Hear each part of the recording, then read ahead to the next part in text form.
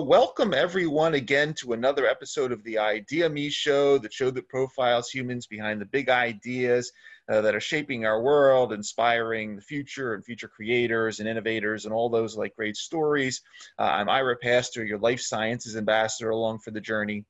So as a little background, getting blood drawn is not a fun thing for many people to do.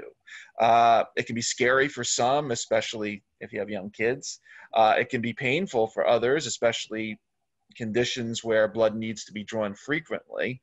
And interestingly, studies show that a remarkable 20% of the population has some degree of fear of needles or injections, and 10% within that number, interestingly, suffer a condition known as trypanophobia, which is a psychological term for people with extreme fear of medical procedures involving injections or hypodermic needles, who on top of their anxiety, unfortunately completely avoid necessary tests and treatments.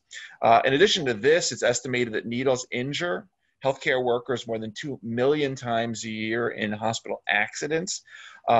Drawing blood is one of the most common invasive medical procedures nowadays, with estimated over 500 million a year conducted in the United States hospitals alone, somewhere up 3 times that amount across hospitals worldwide. And on top of all that, millions of patients have to prick their fingers daily, sometimes multiple times a day, and experience pain each time. The company Seventh Sense Biosystems is set up to design and develop one of the world's first push-button blood collection device, known as TAP, which aims to make the process of blood drawing simple, convenient, and ultimately painless. And as we are now spending $50 billion annually on diagnostics, combined with the fact that as consumers, we're demanding many more sort of quality of life-centric products from the healthcare system, Seventh Sense is really in a very unique position to create this new standard for blood collection, increasing patient compliance, ultimately leading to faster diagnoses and better outcomes. Seventh Sense was actually founded by another one of ideaXme's previous guests, chemical engineer and entrepreneur extraordinaire, Dr. Robert Langer from MIT. They have a great collection of top-tier life science investors from Novartis, LabCorp, Flagship Pioneering, Polaris. Today, we're honored to be joined by Mr. Rick Bente, who is CEO of Seventh Sense Biosystems.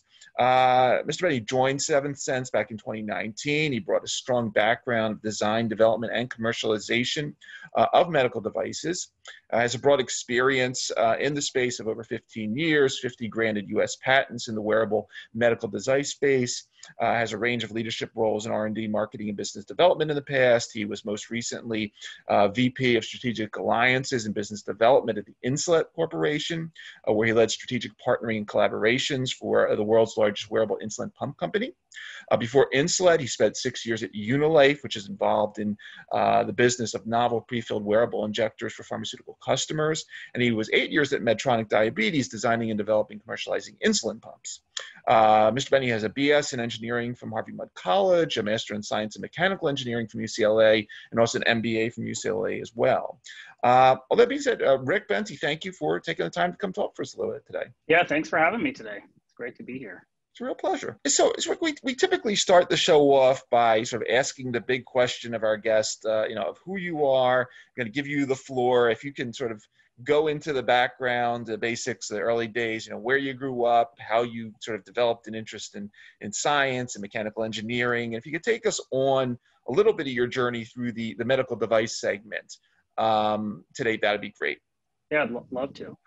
So my background in sort of the science and engineering starts really with my parents, who were both chemists. So I was raised in a very science-heavy family. I grew up in Northern California, Half Moon Bay, just south of San Francisco there. And I was fortunate enough, sort of as a kid, to watch my dad leave Hewlett-Packard and start a company that was developing inlet port sealing solutions for gas chromatographs. So we had some very interesting dinner conversations around around that, maybe a little different than the rest of my peers at the time. But it was something that really left a mark on me and kind of sparked in me sort of an interest both in entrepreneurship, but also in seeing how science and engineering could really be used to improve products and make things better in the world. And the fact that you could just have an idea about how to improve something and turn it into a business was always something that really appealed to me. And so I had a chance to work with a couple of engineers who had gone to Harvey Mudd College. So you mentioned that's where I did my undergrad, and I spent summers in high school working as a draftsman, doing engineering drawings and developing and helping support the product development process there. And I got to hear a lot about, what it was like to go to engineering school and to sort of see what that career progression could look like. And that was something that was really intriguing to me. And so I managed to get into Harvey Mudd and got to connect with a number of really great professors there who kind of taught me what it meant to do engineering, both sort of as a technical discipline, but also from a product development standpoint. They have a pretty unique general engineering curriculum there where they sort of take you through all of the disciplines and expose you to a broad variety of topics, as early as freshman year, sort of in your engineering path, and then taking you all the way through sort of a couple of capstone projects and something they call clinic, where they take students and place them with real companies in the outside world to solve real problems. And it was through that actually that I got introduced to Medtronic. So that I was able to join a project there because at the time, who's now my wife, but a friend of mine in undergrad was wearing an insulin pump, and I saw sort of the quality of life of an improvement that gave her. And for me, that was a kind of an exciting opportunity to go work at a company where I was able to really see the effects of the product. And so I spent, the summer there working at Medtronic. I also did work through school there. And then, as you mentioned before, spent 8 years designing and developing insulin pumps and working on artificial pancreas programs, things that are designed to link continuous glucose monitoring to the delivery of insulin. And that was really my first exposure to kind of the real power that science and technology, when you link it to what consumers and patients really need to solve their problems, that was really what put it together for me. And I was lucky enough to get to work on the products that my wife was using at home every day. And so I could really see the strong connection between the decisions that the engineering teams and the marketing teams were making about product design, definition, use, how people were expected to use products. And seeing that in real life and in real time, gives you a really strong empathy for, the patients who are actually going to use your products. And for me, that's been a really strong sort of driving theme through the rest of my career, and something I've taken a lot of pride in. And so I spent, again, 8 years there, worked through the engineering side, and transitioned over and did some work on the darker side, as my parents would say, in marketing and business. Oh, yeah. Already the black sheep for having gone into engineering instead of chemistry, but that's water under the bridge now. And then I had an opportunity with a colleague there to go join Unilife, which was developing novel solutions for consumer-focused wearable drug delivery. And again, it was a place where there was a real problem in the market. Patients were being forced to self-inject either with prefilled syringes or auto-injectors, sometimes several times a week, twice a week, a couple times a month. And with monoclonal antibodies, these are drugs that have very long half-lives. They only need to be injected in many cases, once a month, once a quarter even. Mm-hmm. But the volume of drug that needs to be delivered is so high that you really struggle to get that into existing technology. And so we had a chance, again, sort of thinking back to what is it about what consumers and patients really need to deliver a product that ultimately solved that unmet need in the market space. And so we spent just about 6 years there developing solutions that were really consumer friendly so that patients could do that type of injection at home, and simplifying all of the steps that were being put upon those patients with the technology that was out there, and really removing that. And that takes away this cognitive burden that patients have to deal with. And it's something that I think goes a bit underrepresented in sort of the medical device space. It's just sort of how many decisions, how much work patients who are dealing with chronic diseases or who are struggling with particular conditions, how much effort that goes into sort of taking care of themselves. And you mentioned at the beginning, blood draws, which is sort of what leads me to your show here today, is another example of that kind of space where it's really been under innovated in for many, many years. And patients don't really have much choice. You're really stuck with, going to a phlebotomist and getting venipuncture done. Mm-hmm. And so from my perspective, that was what attracted me ultimately back to the Seventh Sense business and that story and really that opportunity. But just to sort of close out kind of the background, I, again, spent that time at Harvey Mudd and really got an appreciation for sort of the product development piece. And then throughout that process of designing and building these consumer-focused wearable medical devices, I really got a feel for what it took to deliver products that patients really were going to be able to use easily, and we're going to sort of simplify their life. Mm-hmm. And that's sort of what's been the thread through my career, at least. Outstanding. I appreciate that introduction, and it's really it's fascinating. When I was looking some of these numbers offline, just it's one of those areas that we just don't think that much about compared to other things. But when we look at these numbers of the billions of injections and the finger pricks, and then it's mind-boggling, and it's nice to see.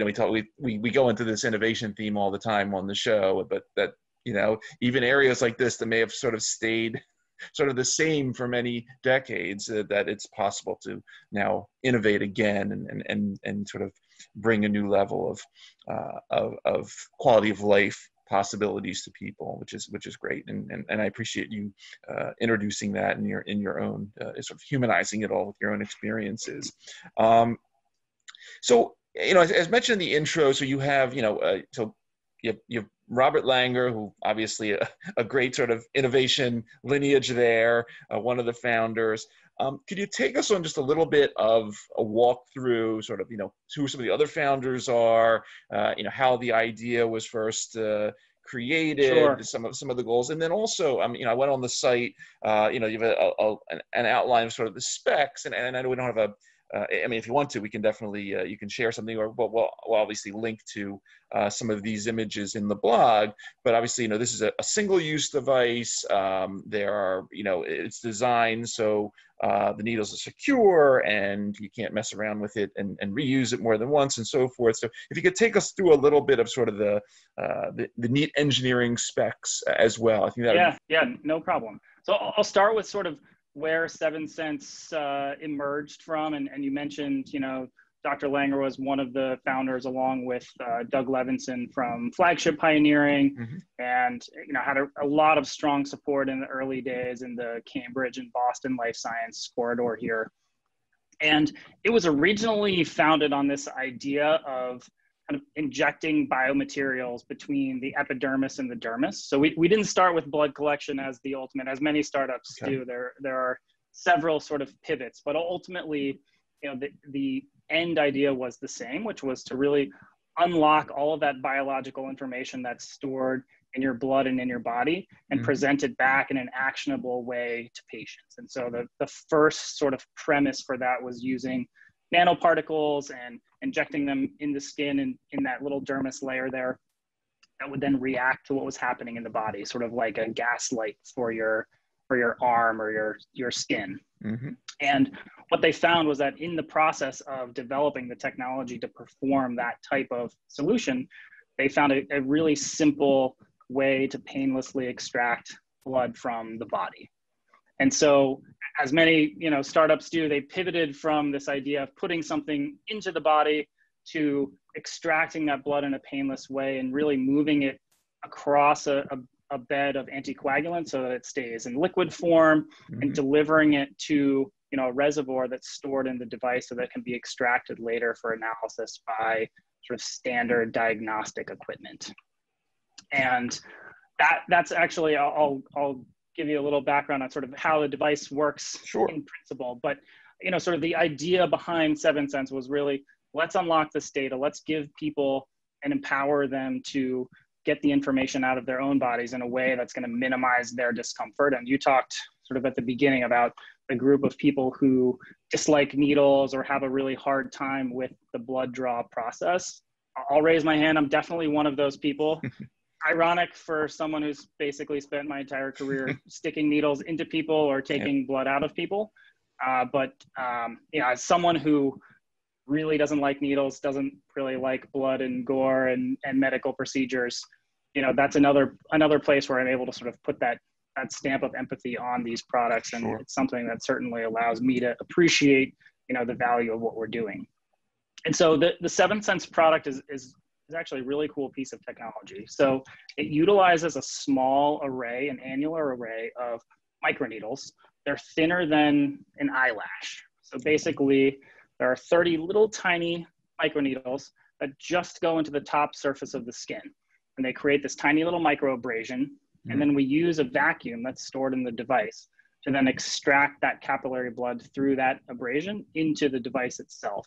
And then it's stored behind a foil protective barrier that can then be pierced by a pipette once you're back at a laboratory or at a point of care instrument. And ultimately, the idea is to identify a really painless way to have patients be able to do their own collections, deliver that blood back to a laboratory for diagnosis. In the case of our TAP product, it's used for the evaluation of HbA1c, which is an indicator for people with diabetes. Basically measures essentially the average blood sugar over the last 90 days or so. And so the business has really been sort of focused on taking that piece of information, empowering patients to get the blood out, doing it in a way that really streamlines the process. And for those of you who are watching on sort of videos, I'll show you a little piece of what it is. This is the TAP device here, and I'll give you a voiceover for those who are just listening. But it's basically about the size of 2 AirPod cases or 2 Tic Tac cases. It goes on your upper arm. There's a single button that you push, and that's what activates the device to automatically perform those functions, pull the blood out. There's a small indicator at the base of the device. That turns red when the device is finished after a couple of minutes and indicates to the patient they can remove it. And then they pull it off, put the cover back on, and then either drop it off at a point of care instrumentation, or in some cases, they'll mail it in for laboratory testing from a remote setting. And so that's sort of the primary application that we've been focused on up until now. And then, of course, as we all know, we're sort of living through this COVID pandemic right now, which has dramatically shifted the healthcare landscape. And one of the first things we did when COVID came out was started to try to think about different ways to apply this technology to deliver solutions that could support sort of our fight against the COVID disease, and think about ways to help governments and healthcare systems manage the population effects that COVID has. And so one of those is through the testing of antibodies. And so we've submitted an EUA for authorization to use this type of device for testing of antibodies, and have several labs that have been doing the work to develop this into a solution that could allow people to get really high quality results ultimately from a remote collected system. And that's something that we're really proud of and are working really hard on right now to make sure we've got solutions out there to use this technology. Very cool. Very cool. And I love looking at it. It looks so benign compared to, when you think of a regular hypodermic. So I just sort of visual, and obviously people are going to be watching this, but it's for those that are going to be listening on the podcast, it's really, I don't mean to say it looks like a toy, but it looks very, even, a kid, Daddy, this is not scary. This is not a scary injection anymore. Yeah, no question. And that's an important piece of the development is designing products that patients aren't going to be afraid of, consumers are going to be willing to go out and use, because without that, we haven't really solved the ultimate problem that's needed in order to deliver this sort of remote set of diagnostics. Sure. So, before we got started, we were discussing, you are sort of up there in Massachusetts now, sort of quarantined away. I'm sitting here in Philadelphia, myself quarantined. My kids are in virtual school now. And we've talked on the show, not just during sort of COVID, but before that, sort of these themes of telehealth, of remote diagnostics, of sort of this when we talk about aging and sort of the principles of not just the smart home, but sort of smart home care for those that are elderly, that you may want to so the term age in place, where I prefer to live my life here in my home and take care of myself rather than being in an aged care facility, things of this nature. Could you, obviously, some of the future accessories you talk about in terms of this connectivity. Can you take us on just a little journey about some of what you foresee in terms of sort of the overall system of smart home care and the applications of tools like this with connectivity and sort of the digital / connected sense? Yeah, absolutely. Yeah. So, and certainly, even pre-COVID, telehealth was well on its way to becoming an accepted means of delivering healthcare. And we were certainly following that trend and see ourselves as a critical component of delivering a sort of a full stack set of care to patients, both on the physical side and with diagnostics, but also from a virtual standpoint with data and the relationships that patients and their providers can have through that telehealth portal. What we see sort of as one of the key challenges to sort of aging in place, staying in our homes in today's COVID environment, the simple fact that you really can't leave and you're not supposed to go to places where there are lots of people, and particularly sick people. Yep. But there are a lot of populations out there that have been unfortunately forced to live like that for a very long time. You think about people in the transplant patient space, people who have immuno issues and have suppressed immune systems. They've sort of been living a COVID style of life for quite some time. And they're certainly a population that we see out there as one of the first movers in this space of utilizing remote diagnostics, giving them a chance to do collections at home, get high quality data from central laboratories, and link that back to that telehealth experience. So you talk about sort of the connectivity and the connected platform. So one of the things that devices like this can do are to indicate the time and the date when these samples were collected. And in some cases, the hour of the day or the day of the week that a sample was collected can actually be really important in the treatment itself, or in a series of collections that are done to understand, for example, how somebody's body reacts to a specific drug. Yeah. And so as we think about sort of the evolution of telehealth and the opportunity for people to sort of age in place, stay in their homes, avoid the need to go unnecessarily into healthcare facilities, this is one of the spaces where we can deliver back to providers the same data set that they would get by sending a patient downstairs to a phlebotomist or out to a blood draw center. They can now have a device sent to a patient in their home, access the patient can perform a collection. They can access that data then ultimately through the electronic record systems and deliver a much more wholesome and full support of that patient while they're in their home. And so I think that's one of the spaces where this type of diagnostic enabling technology really has a lot to offer the telehealth community. The other space is that there are lots of people who live in areas where geographically it's quite difficult to get to, patient service centers, places where they could actually go and get their blood drawn. So not everybody lives 20 minutes from a world-class hospital and has a broad healthcare network and space around them. And so for us, we also think that it's really important to sort of democratize that healthcare and to give them access to sort of these centers of excellence and places that have developed the tests and protocols that can deliver really high quality patient data back to those people who may not have access directly through the geography that they're in, or because of limitations on space, travel, et cetera. What about taking sort of one step further and thinking about your background with sort of the insulin pumps and things of this nature? And I don't know if this is the right term, but sort of what I call combinatorial applications, whereby as the pump may sense if we need more or less of the injection.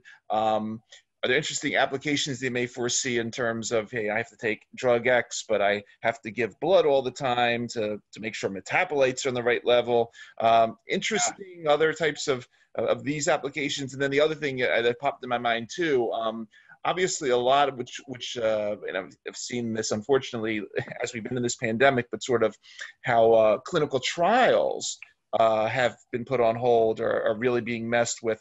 Anything interesting how devices of this nature maybe be used in sort of the way sort of the early stage clinical trials where we're constantly looking at different biomarkers and other pharmacodynamics, different things of this nature, maybe applications in sort of the clinical trial setting as well as for some of the commercial applications that you're. Yeah, so I'll try to take it in sort of two parts. I think the clinical trial piece is a really interesting component, and I think we have a real unique opportunity to potentially change the way drugs are developed. But I'll put that aside just for a second and kind of come back to your question around how does this fit into the rest of the ecosystem around wearables, the Sure. types of technology that can deliver data back to physicians. So if I think about sort of my background in insulin pumps and continuous glucose monitors, that's been probably one of the primary spaces in the medical field where you've had active work both on the sensing side and on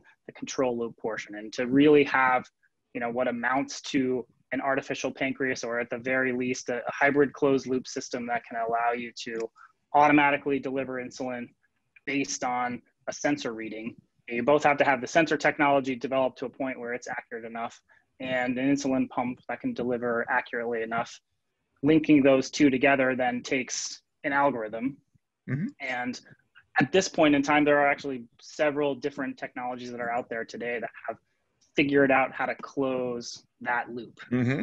And I've been fortunate in my career to work on several of those different systems, and I think they really show the future of what's ultimately possible. But I think insulin and measuring glucose are sort of only one piece ultimately of how you can use sensors combined with the pharmacology space to develop drugs and solutions to really treat the whole person. Yep. So if you think about wearables, think about an Apple Watch. It's measuring your activity level, it's measuring your heart rate. In some cases, it's even measuring sort of similar to an EKG, the types of pulses, and it's giving you feedback. That combined with additional sensing systems, has the opportunity to provide a really rich data set to the telehealth community. Mm-hmm. And so if you can imagine sort of a space where a doctor pulls up a dashboard of somebody's activity level, their sleep history, their temperature even potentially, and then you can combine that with a set of more frequent labs that have been drawn by the patient, maybe weekly or monthly or even daily during some evaluation period. Combine it with things like continuous glucose monitors where you can actually see what's happening with someone's blood sugar. Mm-hmm. You now have a data set that can be combined with the drugs that are in development today. Yep. And build a really closed loop solution to treating a patient altogether. So you may say, listen, let's adjust your insulin delivery profiles to sort of reduce the variation in your blood sugar. But I've also noticed that your cholesterol is a little bit high and your blood pressure's off and your thyroid is a little bit too high.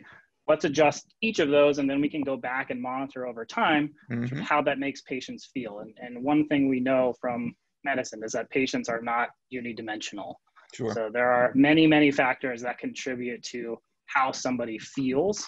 And by including additional data sets in that process, you can actually start to come up with different ways to treat people. And some of them may be titration of drugs, but some of it might just be titration of sleep health or diet, exercise, things like that, that you can ultimately derive sort of a connection between how patients are feeling and what they've actually been doing.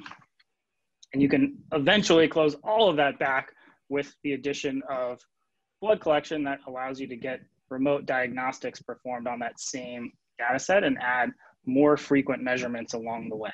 And to sort of loop that back to your original question about clinical trials, I think that's the space where remote clinical trials now have a chance to really become a reality. So if you think about how clinical trials are historically run, they're tremendously expensive, they're high risk for pharmaceutical companies, they're also high reward if you develop a product that can deliver results.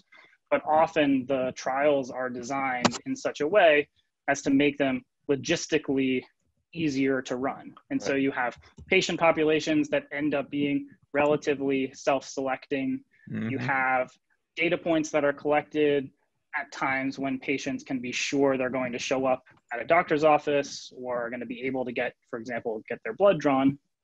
And we've had a lot of interest from people who are looking at different ways to design and structure clinical trials. And certainly as COVID struck and we went into lockdown and hospitals and doctors' offices were inundated with patients who were dealing with COVID symptoms and really didn't have the time or the risk appetite to continue to deliver data back to clinical trials, you found yourself in a space where many, many drug companies had to shut nearly all of their clinical trials down or only running them on a very skeleton crew. And so personally, I think there's an opportunity for the pharmaceutical and the drug space to start now to kind of rethink the way they're doing trials and develop sort of an approach that allows them to access broader demographics of patients, put in place protocols that ultimately can deliver a richer data set and give them the information that they need, perhaps to develop multiple titrations of a drug. So if you think about drugs and how they're developed, you know, there's typically a safety phase, and then you're going in and you're trying to do a dose finding or dose ranging study, and then you're developing sort of a set of efficacy data on the back end. Purely from a logistical standpoint, sometimes it's necessary to choose your patient populations or your doses based on the data you can actually collect. And so if you're able to collect additional information and create a richer tapestry of data for that analysis after the fact, you may be able to identify drugs that originally may have been thought to be too dangerous because they have potential side effects if they're given in too high of doses or even too low of doses in some cases. And because of that, if you can connect a drug with a testing regimen, you can actually create drugs that potentially can be far more effective, or drugs that may not have made it to market based on a set of data that's available today, and deliver a treatment that's ultimately more effective because it's more tailored to the patients. And that type of post-drug titration, you know, based on labs is quite difficult to do if you're going to ask somebody to show up, you know, at a doctor's office once a week to go get their blood drawn to prove that they're getting, you know, the cholesterol fighting effects, for example, that they're hoping. Absolutely. Rick, before we get into the wrap-up question, there's one other thing that came to mind, and I just wanted to throw this one out there as well. You know, obviously we're seeing a lot, we've seen a lot in recent years, sort of on the sort of the consumer genomics front, let's call it, with services like Ancestry, 23andMe, and so forth. I spit in a tube now and I send it off and I get a bunch of data. We're seeing some similar things in sort of the personalized nutrition front. Any interesting consumer-facing opportunities that you might want to talk about, or I don't know if that's something that you're having. Oh yeah, absolutely it is. Yeah. So I think actually that side of sort of consumer-driven healthcare and the sort of quantitated self is a trend that we've really seen picking up steam in the last couple of years. There are definitely people out there who spend a lot of time and effort to try to understand their bodies, where they are, to improve their own health.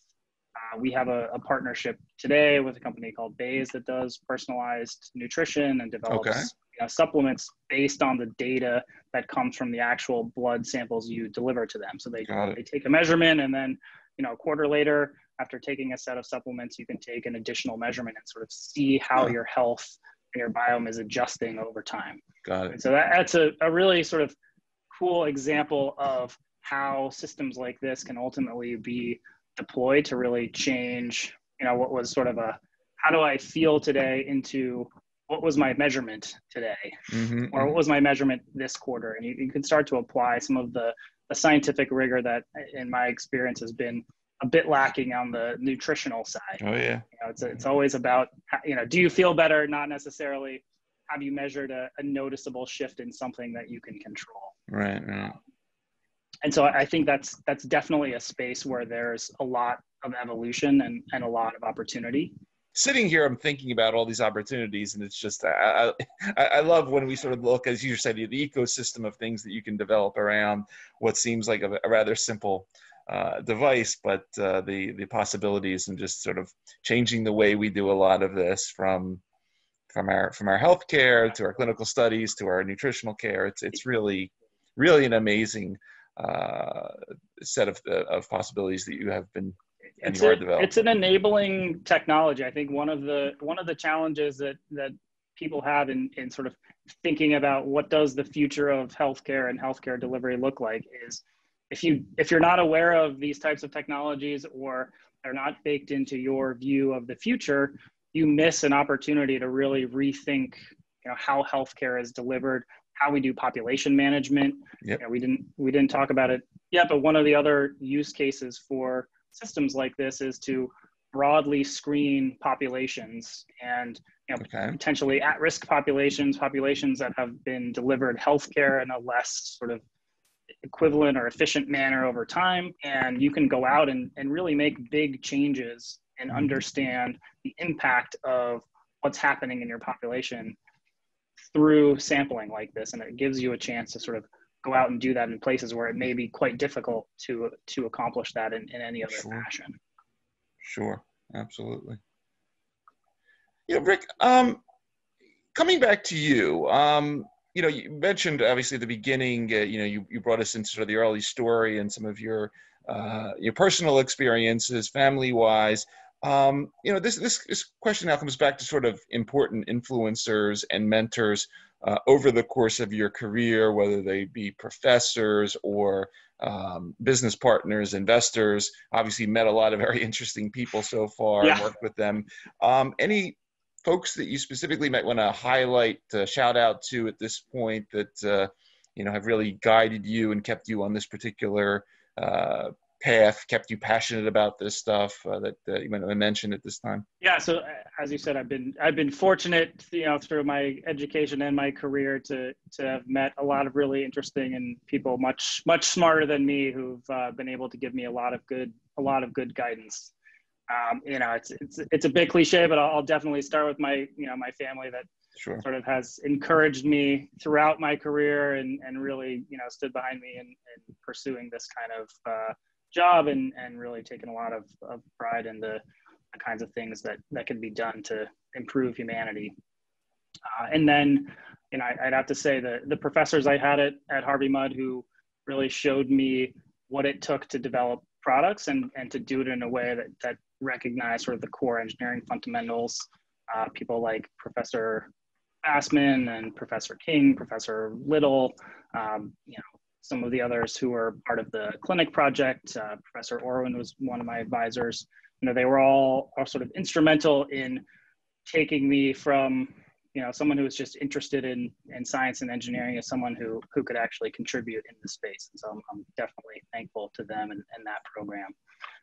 And then I've been fortunate, even coming into Seventh Sense here to get a chance to work with Dr. Langer and the team from Flagship and from NewPath and some of the other investors we have who've really thought hard and critically about how do we best deliver solutions to the healthcare space? How do we change the way people think about healthcare? And they're constantly challenging me to ensure that we're really doing that and making the most of the opportunity we have in front of us. And also, frankly, delivering the maximum benefit we can back to the patients and consumers out there that need this kind of technology. So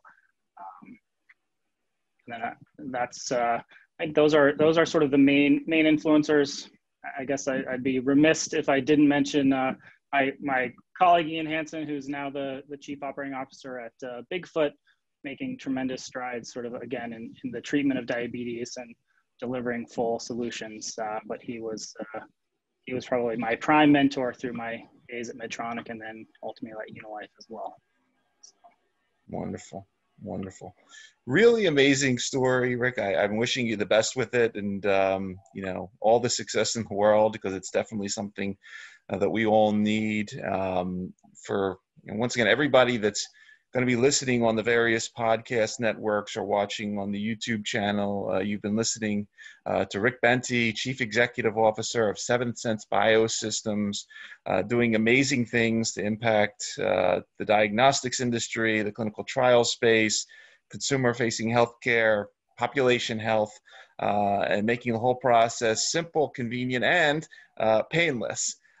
Rick, it's really been nice meeting you. Thank you for taking the time to come on the show. Thank you for everything you're doing. And as we say, thank you for moving the human story forward, the painless human story forward. It was really a great time.